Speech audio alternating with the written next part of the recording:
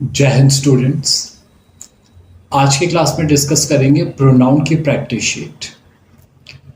अब जैसा कि मैंने आपको कंसेप्ट्स कवर कराते टाइम बताया था कि प्रैक्टिस शीट जो होगी स्पेशली डिज़ाइन होगी स्पीकिंग के पॉइंट ऑफ व्यू से। हालांकि कुछ क्वेश्चंस ऐसे भी हैं जो आपकी राइटिंग में भी हेल्प करेंगे, तो वो मैं आपको साथ ही साथ बताते हुए चलूँगा। तो without any delay let's get started. तो आज जो क्वेश्चन टाइप हम लोग सॉल्व करने वाले हैं वो होंगे मार्क द एरर टाइप। कि आपको एक सेंटेंस लिखा होगा, उसमें कुछ एरर्स हो सकती हैं, तो अगर एरर है तो वो क्या है वो आपको मार्क करना है। वीडियो स्टार्ट करने से पहले एक सजेशन मैं आपको दूं कि वीडियो को किस तरीके से देखना। क्वेश्चन आपके सामने आएगा, पॉज करना वीडियो, आंसर आपकी कॉपी पेन पर नोट डाउन करना, देन फिर उसका सॉल्यूशन प्ले करना। राइट, तो इससे आपको साथ ही साथ समझ भी आता जाएगा कि आपके कंसेप्ट कितने क्लियर हुए हैं क्लास से। तो चलते हैं question number first. The first question is good morning my self David Joseph. ये गलती आप लोग स्पीकिंग पार्ट 1 में जैसे ही एग्जामिनर के सामने बैठते हो गलती काफी बार करते हो। बेटा good morning my self David Joseph correct नहीं है। ये जो माई सेल्फ है ना, it should be changed with I am David Joseph. ये चेंज होना चाहिए आई एम डेविड जोसेफ से। जरा इसका कंसेप्ट समझ लेते हैं। मैंने आपको क्लास में बताया हुआ है कि माई सेल्फ जो होता है वो सब्जेक्टिव केस नहीं होता। माई सेल्फ सब्जेक्टिव केस नहीं होता। माई सेल्फ जो होता है वो रिफ्लेक्सिव केस होता है। लेकिन सेंटेंस को स्टार्ट करने के लिए हमें क्या चाहिए? हमें सब्जेक्टिव केस चाहिए, क्योंकि यही स्ट्रक्चर आपने पढ़ा है, subject plus helping verb plus main verb plus object. Right, तो सब्जेक्ट को स्टार्ट करने के लिए सब्जेक्टिव केस चाहिए। सेंटेंस स्टार्ट होगा किससे? होगा सब्जेक्टिव केस से स्टार्ट होगा, या तो डब्ल्यू एच वर्ड से भी हो सकता है, लेकिन ये डब्ल्यू एच वर्ड वाला केस है नहीं है। तो माई सेल्फ रिफ्लेक्सिव केस है, गलत होगा। एग्जामिनर के सामने बैठोगे, इंट्रोडक्शन जब होगा तो क्या बोलोगे? I am David Joseph, not my self David Joseph, क्योंकि माई सेल्फ जो होगा वो सब्जेक्टिव केस नहीं है, रिफ्लेक्सिव केस है। और रिफ्लेक्सिव केस से आपका सेंटेंस स्टार्ट नहीं हो सकता जब तक उससे पहले सब्जेक्टिव केस ना हो। अगर एक दूसरे सेंटेंस में अगर आप इसे ऐसे बोलो, आई माई सेल्फ डेविड जोसेफ, तो करेक्ट हो जाएगा। एक second, I my self David Joseph. ये पॉइंटर चल क्यों नहीं रहा proper? I my self David Joseph, हाँ ठीक है ठीक है, ये वी लिखा हुआ है, हाँ टाइपिंग एरर की वजह से ऐसा दिख रहा है। आई माई सेल्फ डेविड जोसेफ, ठीक है, ये करेक्ट हो सकता है। लेकिन आप बोलो माई सेल्फ डेविड जोसेफ, वो करेक्ट नहीं होगा। ठीक है, और ये गलतियां मैंने जनरली आप लोगों को करते हुए देखा है कि आप एग्जामिनर के सामने माई सेल्फ से स्टार्ट करते हो। नहीं, ये करेक्ट तरीका नहीं है। तो इसका थोड़ा ध्यान देना है कि सब्जेक्टिव केस से स्टार्ट होगा। ठीक है, चलते हैं नेक्स्ट क्वेश्चन पे। She helped ourselves and them as well. Concept अगर आपको याद आ रहा हो तो क्या स्ट्रक्चर हमने पढ़ा है? Subject, helping verb, main verb and object. Right, तो हेल्प्ड क्या है? वर्ब है, तो वर्ब के बाद क्या आना चाहिए? ऑब्जेक्टिव केस आना चाहिए। आरसेल्व्स ऑब्जेक्टिव केस नहीं होता है, आरसेल्व्स होता है रिफ्लेक्सिव केस। ये जो आरसेल्व्स लिखा है ना, ये क्या है? रिफ्लेक्सिव केस है। आरसेल्व्स अगर रिफ्लेक्सिव केस है तो यहां पर यूज नहीं होगा, क्योंकि वर्ब के बाद ऑब्जेक्टिव केस यूज होता है, ना कि रिफ्लेक्सिव केस यूज होता है। ये देम तो करेक्ट लिखा है क्योंकि ये ऑलरेडी ऑब्जेक्टिव फॉर्म में है, कोई प्रॉब्लम नहीं है इस बात से, राइट। तो करेक्ट स्ट्रक्चर आपका क्या होगा, करेक्ट सेंटेंस क्या होगा आपका, she helped us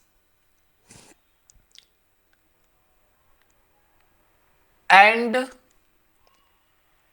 them as well. अब ये जब आप आपकी स्पीकिंग में ये एज वेल वर्ड ऐड करोगे ना, ये आपकी वोकैबुलरी इंप्रूव करेगा, ये आपको लेक्सिकल का ज्यादा बेटर स्कोर दिलवाएगा। तो ऐसे तमाम सारे वर्ड्स हैं, आप आगे वाले आने वाले क्वेश्चंस में भी देखोगे। तो ये सजेशन मैं आपको देता हूं कि ये सारे वर्ड्स ऐड करने की आदत डालो, क्योंकि इसके बिना आपका एक अच्छा बेड स्कोर नहीं आ पाएगा। मतलब अगर मैं बैंड 7.5 की बात भी करूं तो ये स्कोर नहीं आ पाएगा आपका जब तक आप बेसिक वोकैबुलरी यूज कर रहे हो। सेंटेंस कनेक्टर्स हुए, कंजंक्शंस हुए, ये आपका बैंड स्कोर इंप्रूव कराते हैं। तो जितना ज्यादा आप इन्हें यूज करोगे और जितना प्रॉपरली यूज करोगे उतना बैंड स्कोर इंप्रूव होने के आपके चांसेस रहेंगे, राइट। तो कंसेप्ट क्या हमने सीखा, शी सब्जेक्ट हुआ, हेल्प्ड वर्ब हुआ, इसीलिए ये क्या हुआ, अस ऑब्जेक्टिव केस में आएगा, ना कि रिफ्लेक्सिव केस में आएगा। देम ऑलरेडी ऑब्जेक्टिव केस में है, कोई प्रॉब्लम नहीं है। तो correct answer will be she helped us and them as well, right. चलो, the next question is here in front of you. It was mandatory to keep ourselves at home during a pandemic. Therefore, I couldn't travel along with my friends. अभी तक sentence में हमने क्या देखा था कि एक एरर था, बेटा इस सेंटेंस में दो एरर हैं।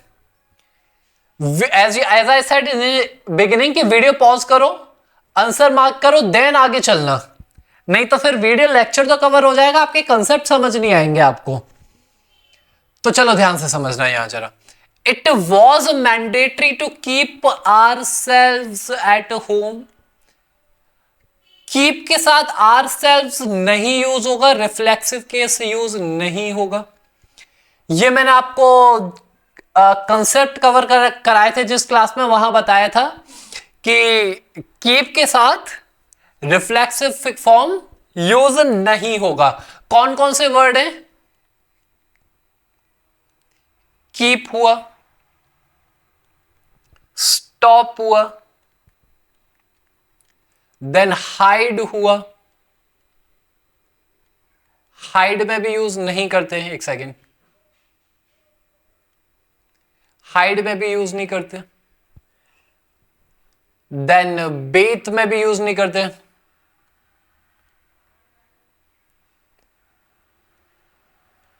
कीप, स्टॉप, हाइड, बेथ, ये कुछ वर्ड्स हैं जिसमें हम रिफ्लेक्सिव केस का यूज नहीं करते। रिफ्लेक्सिव केस यूज नहीं होगा। तो क्या यूज होगा ना, योर क्वेश्चन विल बी कि अगर रिफ्लेक्सिव केस यूज नहीं हो रहा है तो क्या यूज करना चाहिए। Now there are two conditions. पहली कंडीशन है कि आप कुछ यूज ना करो, that means your answer will be it was mandatory to keep at home. Correct है, कोई प्रॉब्लम नहीं है इसमें। Now the second thing will be, अगर आपको सेंटेंस ऐसे लग रहा है अनयूजुअल सा, आप उसकी जगह ऑब्जेक्टिव केस यूज कर सकते हो। ऑब्जेक्टिव केस यूज करो, कोई प्रॉब्लम नहीं है उसमें। हालांकि पहली प्रायोरिटी आपका यूज ना करना होनी चाहिए, लेकिन अगर आपको ऐसा लग रहा है कि ये तो कोई एक नया सा कंसेप्ट है, अनयूजुअल सा लग रहा है पढ़ने में, आप ऑब्जेक्टिव केस यूज कर लो। क्या हो जाएगा then answer, it was mandatory to keep us at home during a pandemic. ये फॉर्मेट करेक्ट हो जाएगा, राइट। देन मैंने एक वर्ड ऐड किया देयरफॉर। आपका लेक्सिकल का स्कोर बढ़ेगा जैसे ही आप ये वर्ड यूज करोगे। मैं यहां मार्क कर देता हूं, आपको समझ आ जाएगा। यूज फॉर लेक्सिकल,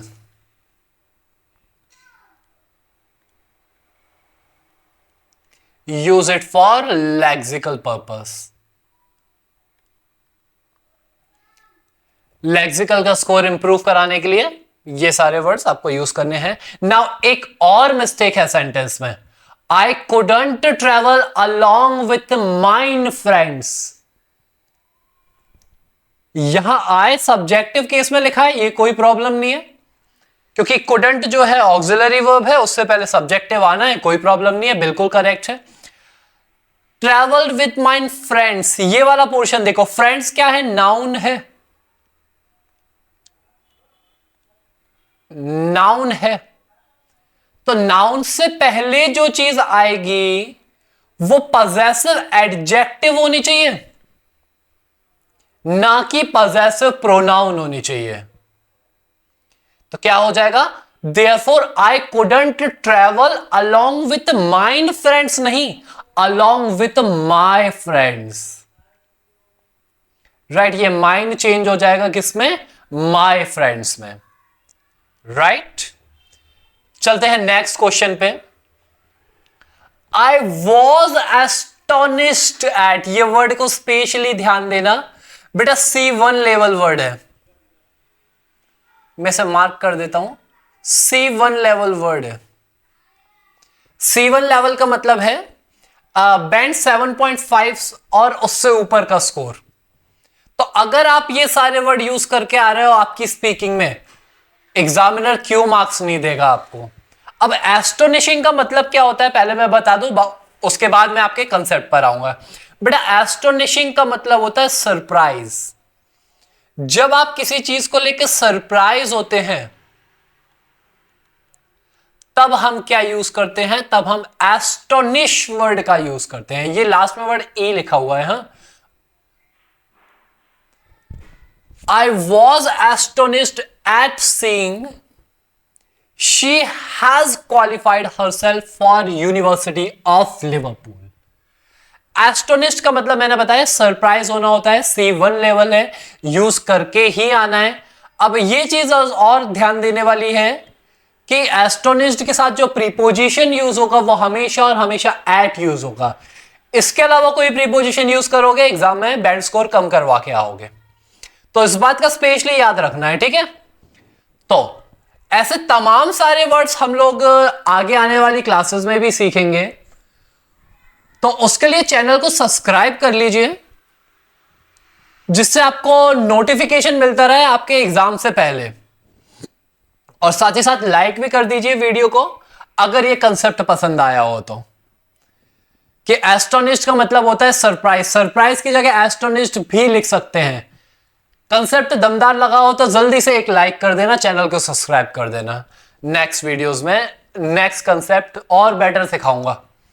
चलिए, तो I was astonished at seeing that she has qualified herself for university of Liverpool. बेटा ये चीज मैंने आपको बताई थी प्रोनाउन वाली क्लास में कि रूल नंबर फर्स्ट ही यहां से स्टार्ट किया था कि क्वालिफाई के साथ रिफ्लेक्सिव केस यूज नहीं होगा, तो ये जो हरसेल्फ है ये यहां से रिमूव हो जाएगा, राइट। अभी लास्ट कंसेप्ट भी याद हो तो आपको हमने यही सीखा है। अच्छा, इसमें मैंने क्वालिफाई वर्ड ऐड नहीं किया था, राइट, ठीक है। क्वालिफाई भी रिफ्लेक्सिव यूज नहीं होगा।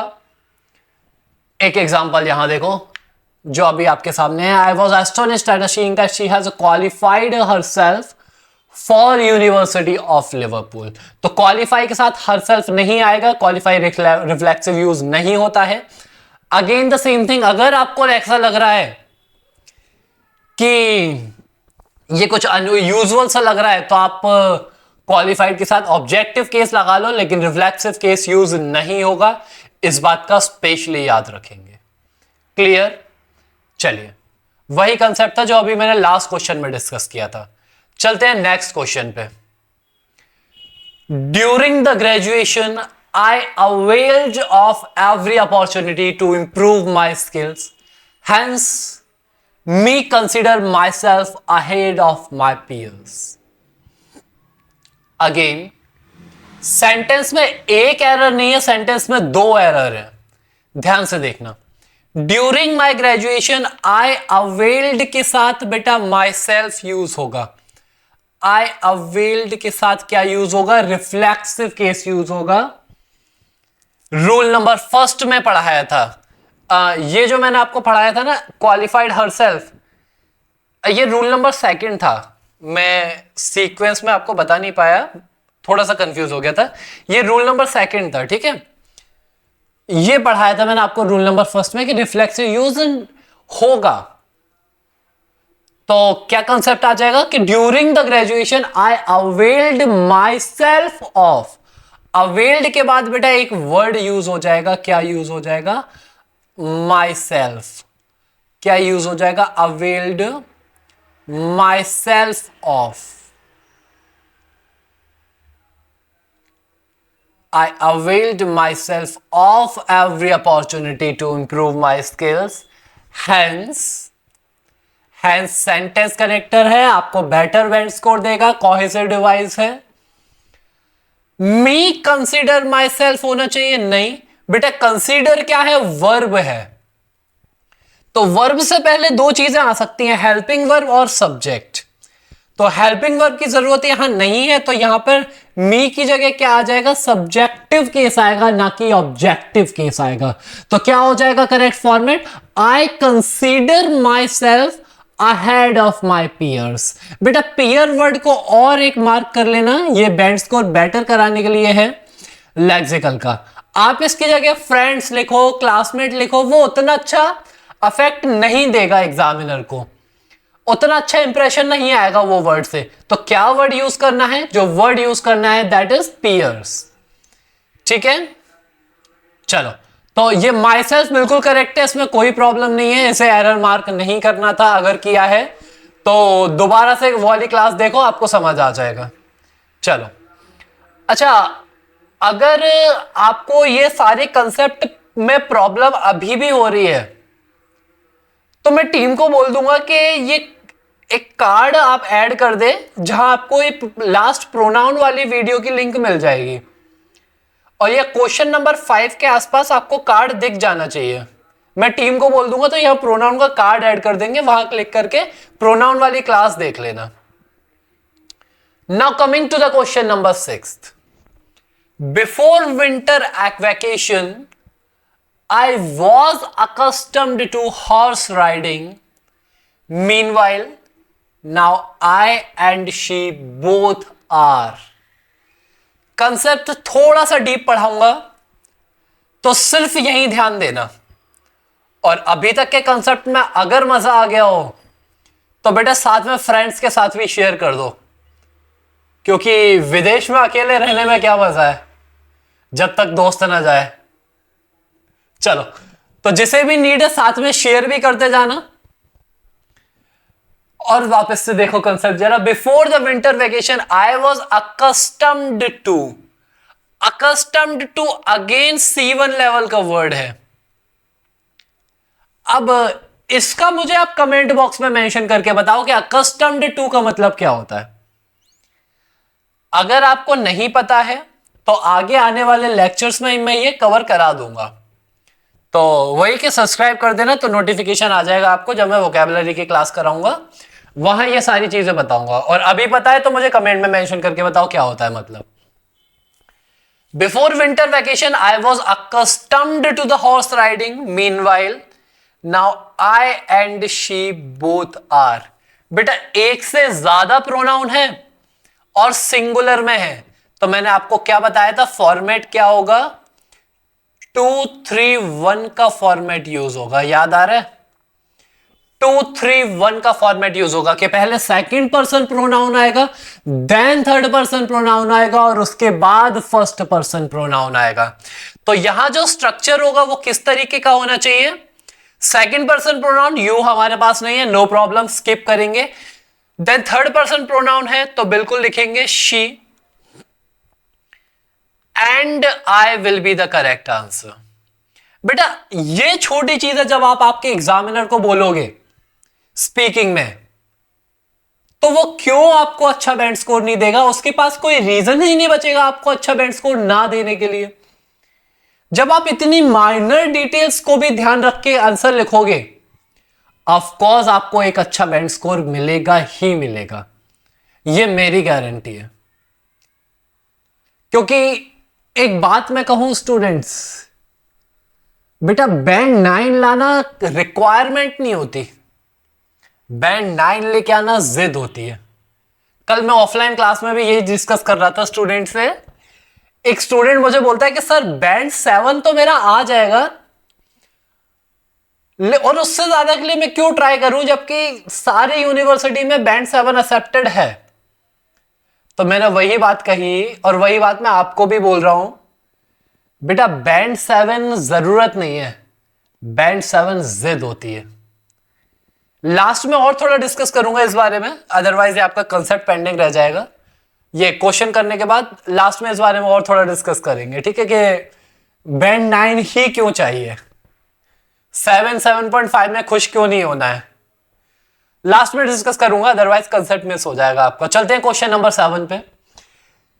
सेम कंसेप्ट है, they you and we are actively actively paying attention to the lectures delivered. Concept बताने से पहले एक छोटा सा साइकोलॉजिकल एडवांटेजेस आपको बताता हूं। बेटा जब आप पैसिव लिखोगे ना, तो पैसिव में आप बाय का यूज जब नहीं करोगे तो एग्जामिनर आपको ज्यादा बैंड स्कोर देगा। मतलब मैं स्पीकिंग के साथ साथ राइटिंग के पॉइंट ऑफ व्यू से भी बात कर रहा हूं, क्योंकि एग्जामिनर ये समझ जाएगा कि आपको ये वर्ड नोन है कि सब्जेक्ट ऑलरेडी प्रेजेंट है। तो जब आप इस तरीके की वोकैबुलरी यूज करके आओगे तो बेटा अच्छा बैंड स्कोर ना आए तो ऐसा हो ही नहीं सकता। अच्छे बैंड स्कोर की जिम्मेदारी मेरी है, आप बस मेहनत करो, आप बस कंसेप्ट सीखो। स्कोर कैसे लाना है उसके लिए मैं बैठा हूं, और मैं 7.5 तक की बात नहीं कर रहा, मैं 8.59 की बात कर रहा हूं। जिम्मेदारी मेरी है।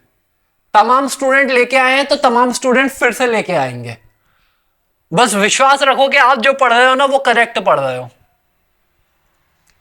चलो ध्यान से देखो, दे यू एंड वी। बेटा इस बार क्या है, एक से ज्यादा प्रोनाउन तो है, लेकिन इस बार है प्लूरल प्रोनाउन है। तो प्लूरल प्रोनाउन को लिखने के लिए क्या फॉर्मेट यूज होता है, 1 2 3 का फॉर्मेट यूज होता है, जो कि यहां यूज नहीं हो रहा है। तो क्या हो जाना चाहिए, वी आ जाना चाहिए फर्स्ट नंबर पे। वी हो गया फर्स्ट, देन सेकंड पर क्या आ जाएगा, यू, राइट। देन थर्ड पर क्या आ जाएगा, दे। तो कंसेप्ट क्या वो कहेगा, कंसेप्ट 1 2 3 बोल रहा है तो 1 2 3 के अकॉर्डिंग क्या जाना चाहिए, we you and they are actively paying attention to the lectures delivered. अब अगर आप यहां ऐसा बोलो ना, बाय टीचर, तो वो उतना इफेक्टिव नहीं लगेगा। अब डिलीवर्ड तक छोड़ो, ज्यादा अच्छा इंप्रेशन आएगा एग्जामिनर पे, ठीक है। मतलब राइटिंग में स्पेशली कंसीडर कर सकते हो, स्पीकिंग राइटिंग दोनों के पॉइंट ऑफ व्यू से बता रहा हूं मैं, ठीक है। चलो coming to the next question, each student of my batch is doing their best in order to score higher bands. बेटा यहां वीडियो पॉज करो, आंसर लिखो, क्योंकि हो सकता है कि आप आंसर गलत लिखोगे। तो वीडियो पे आगे जाने से पहले पॉज करके आंसर लिखो, क्योंकि यहां कुछ कंसेप्ट वर्ब के भी हैं, तो मैं एक्सपेक्ट कर रहा हूं कि आप वो गलती कर दोगे, क्योंकि आपने अभी वर्ब की क्लास उतनी एडवांस नहीं पढ़ी होगी। और ऑफ कोर्स मैं तो पढ़ाऊंगा ही, प्रोनाउन के बाद 1-2 लेक्चर्स और कवर करेंगे, देन फिर वर्ब ही डिस्कस करना है मुझे। तो देखो, each student of my batch is बिल्कुल करेक्ट है, यहां स्टूडेंट बिल्कुल करेक्ट है। अगर आपने इसे एरर मार्क किया है तो बेटा वर्ब की क्लास में मैं आपको बताऊंगा कि ये क्यों करेक्ट है, ठीक है। Doing their best in order to score higher bands, हाँ ठीक है, बाकी कोई एरर नहीं है। अगर आपने ये दोनों वर्ड्स में एरर मार्क किया है तो बेटा मैं वर्ब की क्लास में आपको एक्सप्लेन करूंगा ये चीज, ठीक है। अब एरर कहां है, एरर ये है, each student of my batch is doing his best, कि जब भी each every word हम यूज करते हैं उसके साथ जो प्रोनाउन यूज होता है वो थर्ड पर्सन प्रोनाउन यूज होता है, और थर्ड पर्सन में भी थर्ड पर्सन सिंगुलर यूज होता है। Third person singular pronoun use होगा, थर्ड पर्सन प्लूरल मत करना, ठीक है, प्लूरल तो ऑलरेडी लिखा हुआ है। अब अगर आप कंफ्यूज हो रहे हो कि सिंगुलर क्या है प्लूरल क्या है, तो फिर आपको एक बार दोबारा कंसेप्ट पढ़ने की जरूरत है, नाउन वाला। ये बेसिक चीज है, मतलब ये मैं बैंड 7 की क्लास में मैं ये चीजें तो नहीं पढ़ाऊंगा कि सिंगुलर प्लूरल क्या होता है, राइट। देखो ध्यान से, थर्ड पर्सन सिंगुलर मैंने बात की क्या होता है कि थर्ड पर्सन सिंगुलर आएगा जब ईच और एवरी होगा। इसके साथ एक वर्ड और नोट कर लेना, एवरी। बेटा सेम टाइप का कंसेप्ट मैं डिस्कस करूंगा वर्ब में भी, ठीक है, कि उसके साथ सिंगुलर वर्ब लगती है, ठीक है, सिंगुलर वर्ब लगती है, इसीलिए ये करेक्ट है। बताऊंगा जब वर्ब पढ़ाऊंगा तब। तो अभी आगे देखते हैं question number 9। Neither of the students in the class of 64 students want to score less than band 7. Exactly, कि मेरे स्टूडेंट्स में से एक भी स्टूडेंट ऐसा नहीं होना चाहिए जिसे बैंड 7 की इच्छा हो। नहीं, अगर आप मुझसे पढ़ रहे हो तो बैंड 7 से आगे के लिए पढ़ो, अदरवाइज 6.56 के लिए तो तमाम टीचर पढ़ा ही रहे हैं, यूट्यूब हो या ऑफलाइन हो। यहां कंसेप्ट वही मिलेगा जो बैंड 6.5 से अबव होगा। ऑफ कोर्स 6.5 तक का कंसेप्ट भी कवर करूंगा और 6 का भी कंसेप्ट कवर करूंगा, लेकिन साथ ही साथ 7.5 और 8.5 और 9 का कंसेप्ट भी कवर होगा। तो क्वेश्चन पे देखते हैं जरा। Neither of the student in class of 64 students, इस पॉइंट पे ध्यान दो, 64 स्टूडेंट्स, 64 स्टूडेंट्स एक से ज्यादा है, खैर एक से नहीं दो से ज्यादा है। और आप ये बात जानते हो कि नाइदर जो यूज होता है वो दो लोगों के लिए यूज होता है, और नन जो यूज होता है वो दो से ज्यादा के लिए यूज होता है। तो यहां पे जो करेक्ट कंसेप्ट होगा क्या होगा, नन ऑफ द स्टूडेंट्स। अब ये स्टूडेंट होगा नहीं होगा ये मैं आपको वर्ब की क्लास में पढ़ाऊंगा। In the class of 64 student want no less than band 7। अब ये वांट को वांट्स कर सकते हो राइटिंग में, ज्यादा अच्छा इंप्रेशन आएगा। चलो बात क्लियर होनी चाहिए इतनी कि नाइदर की जगह पे नन यूज होगा, क्योंकि दो से ज्यादा चीजों के बारे में हम बात कर रहे हैं, और जबकि नाइदर यूज होता है वो सिर्फ और सिर्फ दो चीजों के बीच में यूज होता है, राइट। चलिए एक लास्ट क्वेश्चन देखते हैं, और बड़ा मजेदार कंसेप्ट है। Both me as well as my friend are careful in choosing the university, however मैंने सेंटेंस कनेक्टर लगाया, कोहेसिव डिवाइस लगाई बैंड स्कोर इंप्रूव करने के लिए। We are confused between the Pace and Arizona university. बेटा दो error है इसमें। पहला एरर तो ये रहा, बोथ के साथ क्या यूज होता है, बोथ के साथ यूज होता है and, as well as use करोगे गलती होगी। राइटिंग में भी इस बात का याद रखना, स्पीकिंग में तो ऑफकोर्स याद रखना ही रखना है। एक और मिस्टेक जो है वो ये है, सब्जेक्टिव केस अगर आता है स्टार्टिंग में तो ऑब्जेक्टिव केस की क्या जरूरत है यहां।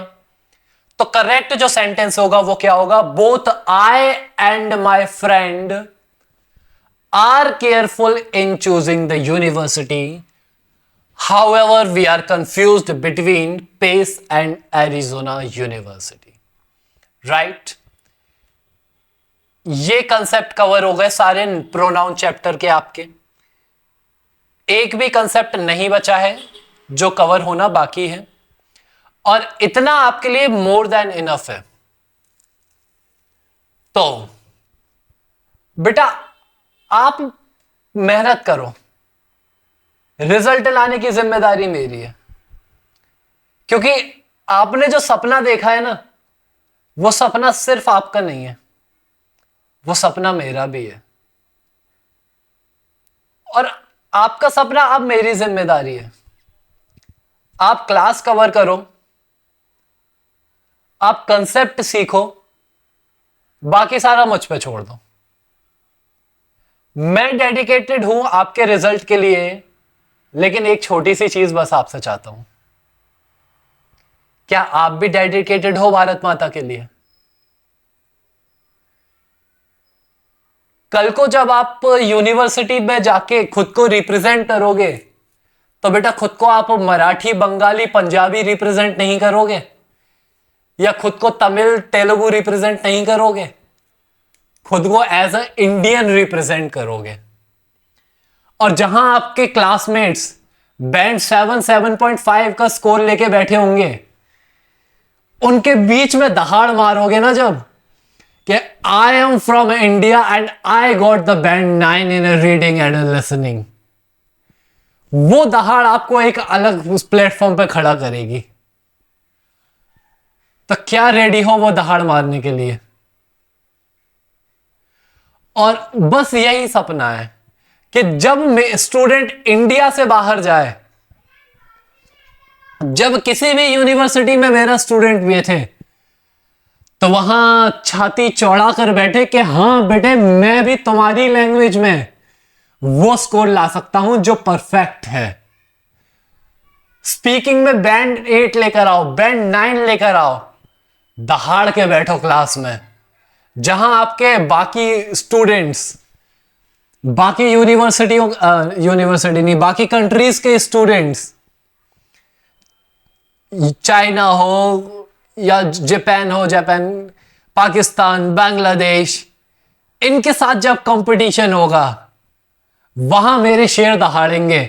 उस दिन का इंतजार है मुझे, और यही रीजन है कि इतने एडवांस कंसेप्ट पढ़ा रहा हूं आपको। तो चलो फिर मिलते हैं फिर नेक्स्ट सेशन में।